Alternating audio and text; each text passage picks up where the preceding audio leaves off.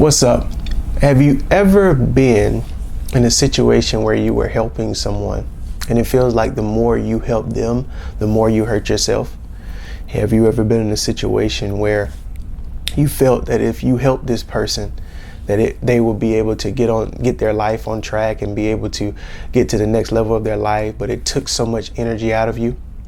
Have you ever helped somebody and it feels like they're not receiving the help, or the help that you're giving them is just not good enough?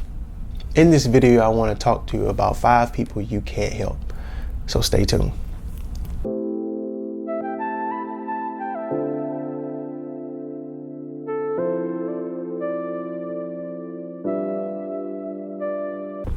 When it comes to helping people, that is something that we're all supposed to do. That is something that God wants all of us to do. We should not be selfish with our youth. We should not be selfish with our time. We shouldn't be selfish with the ability to help others. But I do think it's important for us to realize who to help, who we can help, and who we should really turn over and relinquish to God for Him to be able to take precedent in that matter. I think if we don't have discernment, or if we don't have awareness on who to help and who we can't help, we'll be helping people that we were never intended to help. We'll be helping people, and us helping them will actually do more harm to us. It will actually hinder us. It will actually start to become a burden on us. It would actually start to take our energy and take our focus from the things that God actually intended for us to do. So I think it's important to understand who to help and the type of people you can't help. In this video, I would just be talking about 5 people you can't help. And I may come back and do a part 2, because there are a lot of people that you can't help that you literally have to relinquish to God. It doesn't mean you're not good enough. It does not mean your help isn't good. It does not mean that you aren't significant or capable. It just means that sometimes God places us in the path of people so that we will be able to understand and to be able to have experience, wisdom, and knowledge to understand this is just somebody I can't help. You have to be released to God. And so the very first person I want to kind of talk about is the victim.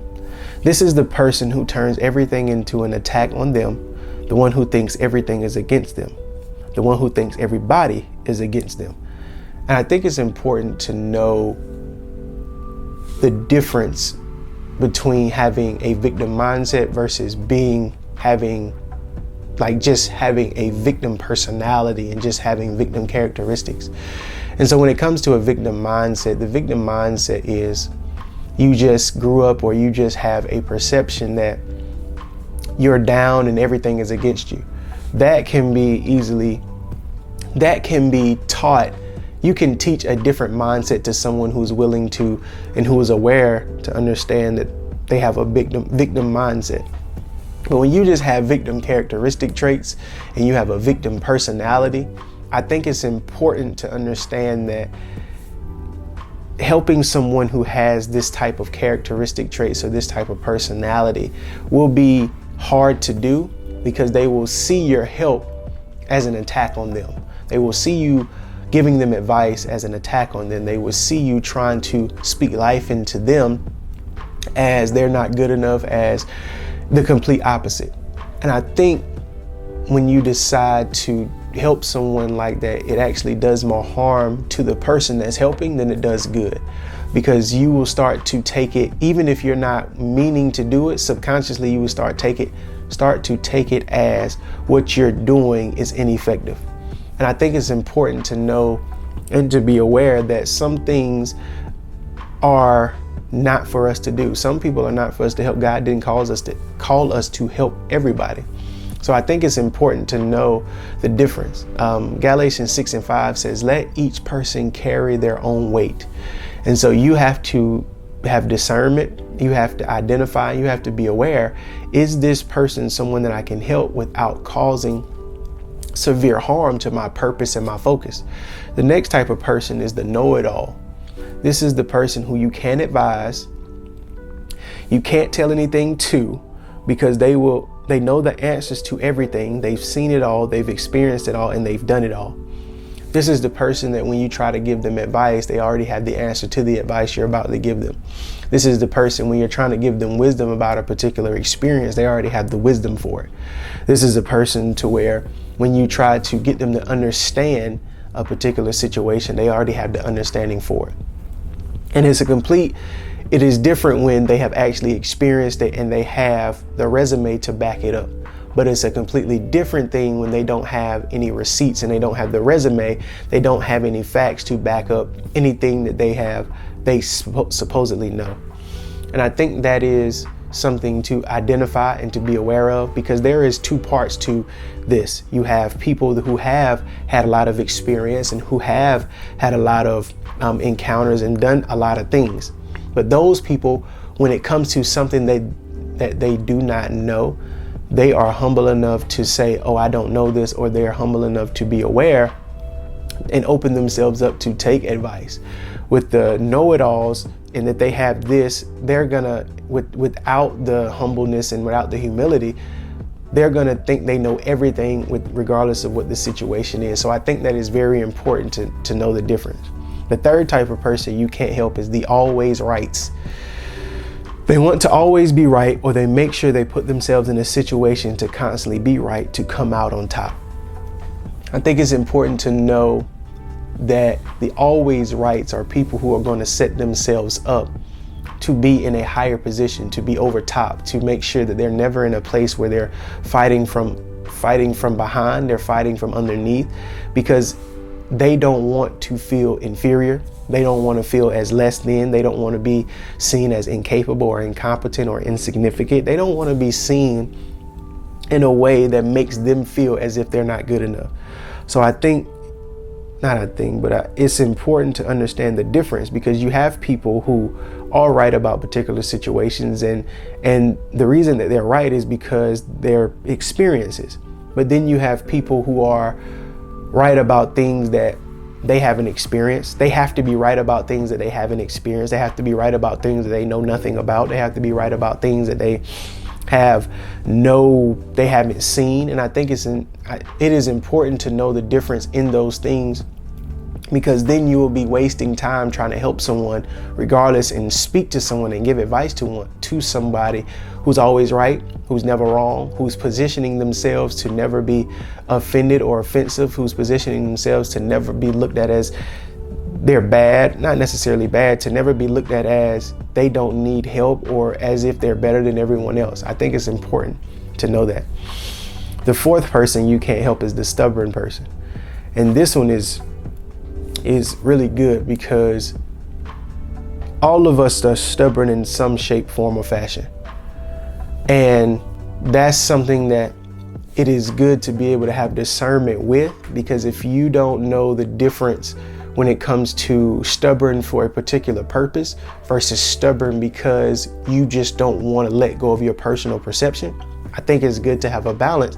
Then you will be able to have a realization of who to separate yourself from and be able to know who to keep. The stubborn person is the one that even when they're wrong or did something, they will continue to hold their perspective and try not to apologize. They will have a hard time apologizing or owning up to their mistakes because they have justified them in their mind. And so this is completely different between someone who is in a different state of mind and they are just trying to open themselves up to a different perspective or a different way, versus someone who is intelligent enough or someone who is aware and they're just choosing to hold on to their perspective.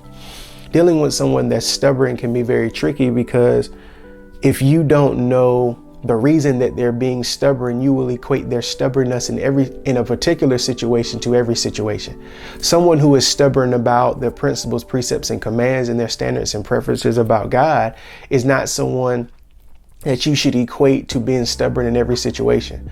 But someone who is stubborn about what they're eating, someone who is stubborn about how they want to work out, and what I mean by how they want to work out is that they aren't working out in an effective or an efficient way, and they're choosing to continually do their workout knowing that it's not beneficial. They won't release their stubborn mentality when it comes to that.